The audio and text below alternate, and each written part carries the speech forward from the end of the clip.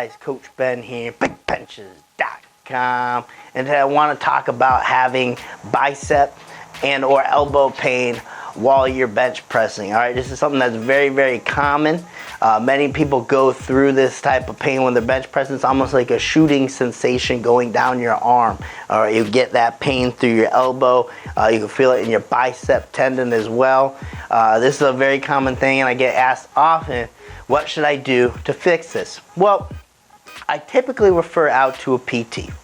All right, because that is outside my scope a little bit. I can show you correct technique on the bench, but first and foremost, I'd say go to a professional. I can tell you right away what might be hindering you. But from my experience, I wanted to share with you because I've had the same things, right? And I want to share with you what has worked well for me in relieving that and not having to worry about that long-term stalling my bench progress. Okay, the big thing to that is going to be adjusting how you're programming. Okay, and adjusting those variables. So variables, we're looking at frequency, training intensity, and volume.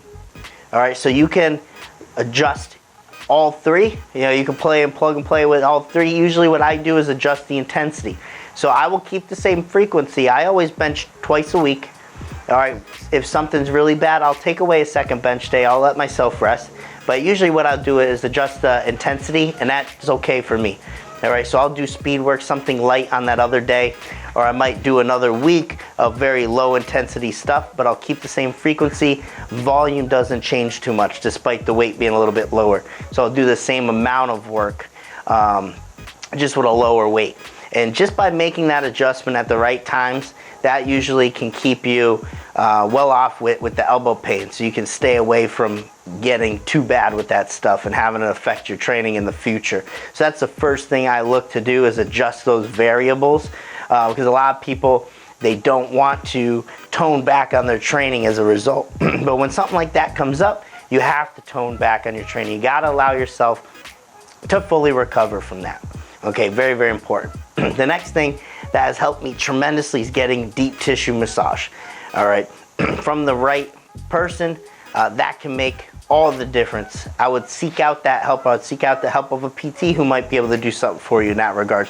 But my forearms will get super, super tight. That will cause a lot of pain. It's just a lot of compression on the nerves. And if you don't have proper mobility, that's just more compression going on within a joint. So that's usually what's happening, is just tight muscles are pulling one way or the other, pulling you out of balance. They're compressing nerves. That's typically the root of all issue.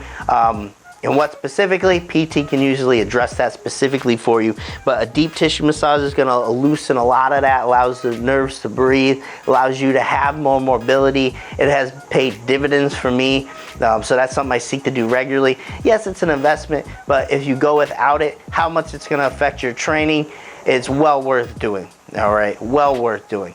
And soft tissue work that you can do yourself is worth doing as well too. That's free. Get a lacrosse ball, dig in there, but you have to spend the time doing it, and it has to be impactful. You have to stay on a trigger point. When you find a trigger point, if this is very tight, this hurts, you have to dig into that spot. You have to stay on it till it starts to release. Sometimes that takes time, guys. You have to be patient here. I also like voodoo floss bands. Okay, compression bands. If you're not sure what those are, look those up. They have been instrumental too. Not as much for keeping the pain from happening again, but alleviating the pain when it's in the moment, when you're getting that. Definitely helps a good degree. And then the biggest thing is work your posterior shoulders, work your upper back a little bit more. All right, because if you get imbalanced to where the front of your shoulder is super, super strong here, and then we get out of whack, right? It's usually an imbalance issue. Something gets tighter, you know, chest is tight, front delt's tight, we're pulled forward, all this is loose. You start to get issues like that, okay? You got to work your posterior shoulder, your upper back, to pull yourself into a better position, be more well balanced, and you'll experience a lot less of that type of pain. Okay, anything that's out of whack usually causes that stuff. So if I show you here, my hand wants to snap back very, very tight forms. If you had that X-band hand thing, right, you can work those extensors.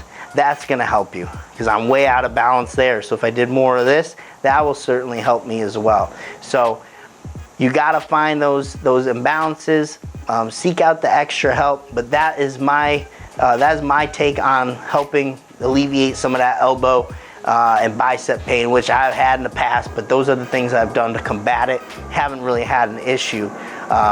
So hopefully that helps you guys out. And again, I would say seek out professionals help, PT help. That'll be the best bet for you. Coach Ben here, and you know where to find me. You can meet me on a bench. Thanks for watching. Make sure you subscribe to the channel over here. Check out the links in the description box below. You can see a video related on this topic right here, and then our latest video right there. Thanks for watching.